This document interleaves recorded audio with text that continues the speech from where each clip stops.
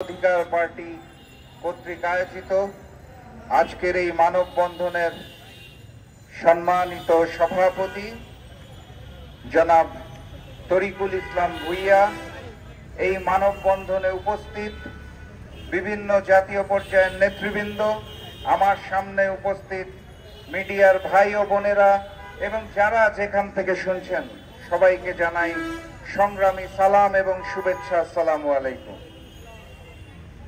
5 তারিখ গণ অভ্যুত্থানের মাধ্যমে, ছাত্র জনতার আন্দোলনের মাধ্যমে একটি প্রাথমিক বিজয় অর্জিত হয়েছে। শেখ হাসিনা লেজ গুটিয়ে তার প্রভু দিল্লি এবং ভারতের কাছে চলে গেছেন।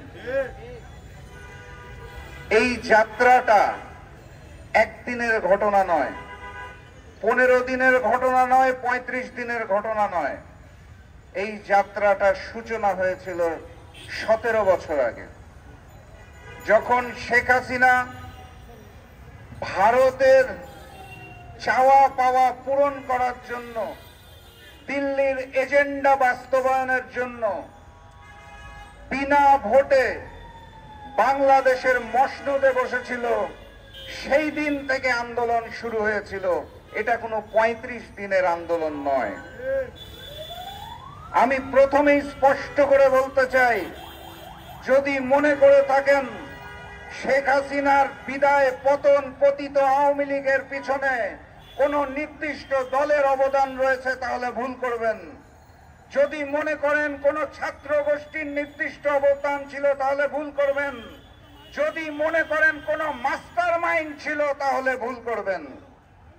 বাংলাদেশের প্রত্যেকটি গণতান্ত্রিকামী মানুষ, প্রত্যেকটি সচেতন মানুষ, প্রত্যেকটি স্বাধীনতা এবং সার্বভৌমত্ব যারা চেয়েছিল, তাদের সকলের যে আন্দোলন, সেই আন্দোলনের ফলপ্রসূতে শেখ হাসিনার লেজ গুটিয়ে দিল্লিতে পালিয়েছেন। এটার ক্রেডিট এককভাবে কারো নেওয়ার নাই, পরিষ্কারভাবে বুঝতে হবে। মাস্টার মাইন্ড যদি কেউ হয়ে থাকে, এই আন্দোলনে শেখ হাসিনার পতনের মাস্টার মাইন্ড একমাত্র রব্বুল আলামিন আল্লাহ, আর কোনো মাস্টার মাইন্ড নাই। আন্দোলন সকলে মিলে হয়েছিল। এই ঘটনাটা বলার পিছনের কারণ আজকের মানববন্ধনের এই ব্যানারে লেখা আছে। আমরা যখন যুগপৎ আন্দোলন করতাম, সেই সময় জনতার অধিকার পার্টি তরিকুল ভাইয়ের নেতৃত্বে আন্দোলন সংগ্রামে ছিল। আজকের এই বিজয়ে যদি আপনারা বলেন যে জনাব তরিকুলের কোনো অবদান নাই, তাহলে ভুল বলা হবে। এই প্রেস ক্লাবের সামনে থেকে মোটরসাইকেল করে এসে আওয়ামী ফ্যাসিস্ট শেখ হাসিনার গুন্ডারা সেদিন তরিকুল ভাইকে তুলে নিয়ে গিয়েছিল।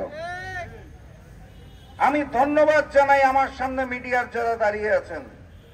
সেদিনের সচেতন মিডিয়া শেখ হাসিনা এবং ফ্যাসিস্ট আওয়ামী লীগকে ভয় না পেয়ে সাথে সাথে ভিডিও করা শুরু করে, লাইভ ভিডিওতে চলে যায়, ছবি তোলা শুরু করে এবং তারা প্রশ্ন করতে থাকে, আপনারা কারা, কোথায় নিয়ে যাচ্ছেন, কেন নিয়ে যাচ্ছেন।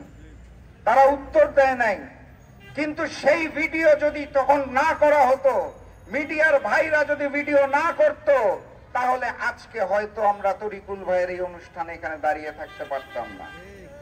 হয়তো তাকে গুম করা হতো, হয়তো তাকে আয়না ঘরে নিয়ে যাওয়া হতো। সেদিনের সেই ঘটনার পরিপ্রেক্ষিতে আজকে জনতার অধিকার পার্টির এই আয়োজনে আমি দাঁড়িয়ে থাকার জন্য মহান রব্বুল আলামিনের কাছে শুকরিয়া জানাই এবং মিডিয়ার ভাই বোনদেরকে আন্তরিকভাবে ধন্যবাদ জানাই। আপনাদের সেই দিনের ভিডিও এবং লাইভের কারণে তরিকুল ভাই বেঁচে গিয়েছিলেন। এটাই বাস্তবতা। 5 তারিখের পরের যেই অবস্থান, সেই অবস্থানেও আমি দেখতে পাচ্ছি মিডিয়ার ভাইরা তাদের গুরুত্বপূর্ণ দায়িত্ব পালন করছেন। আমি আজকের এই মঞ্চ থেকেও আমার সকল সাংবাদিক ভাই বোনদের অনুরোধ জানাই, সত্য প্রকাশে ভয় পেন না। সেটা যেই দল হোক, যেই ব্যক্তি হোক, আর যেই সরকার হোক, ইমানি দায়িত্ব পালন করে সত্য তুলে ধরেন। আপনারা রাজপথে ছিলেন, আপনারা ইতিহাসের সাক্ষী। আপনারা দেখেছেন 35 দিনে কিছু ছাত্র এসে আন্দোলন করে এই বাংলাদেশকে নতুন করে স্বাধীনতা এনে দেয় নাই। 17 বছর ধরে বিএনপি, জামাত, জাকপা সহ সকল রাজনৈতিক দলের অসংখ্য মানুষকে গুম করা হয়েছে।